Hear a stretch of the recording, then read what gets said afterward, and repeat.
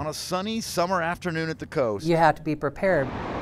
The last thing anyone wants to think about is a natural disaster. We've got 50 million bridges and, help is not coming. Would you like to try birthday cake?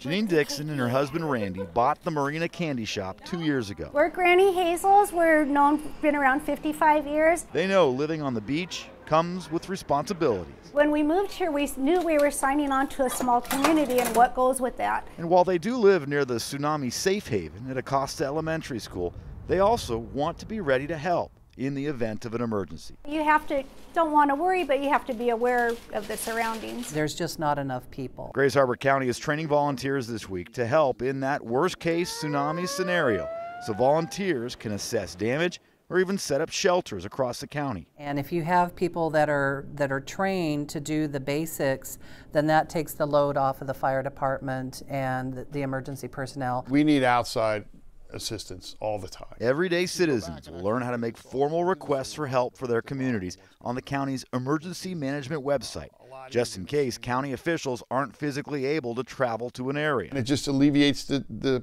jitter so that when we have a real event, they can come in, step in, and they're off and running. If we can get that in someone's ear, that might be the person that saves me.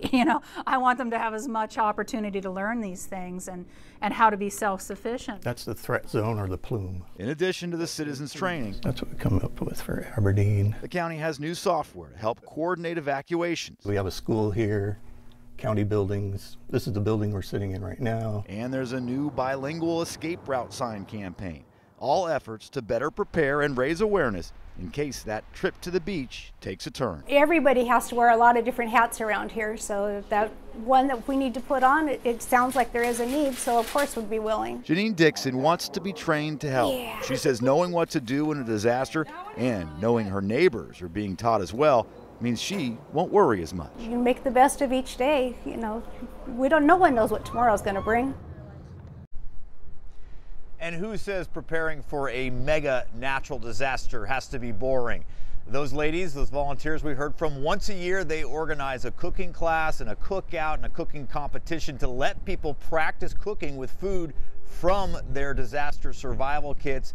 It's all about being prepared out here on the Washington coast, where, by the way, it has been a beautiful day today. Live in Westport, Drew Mickelson, King 5 News.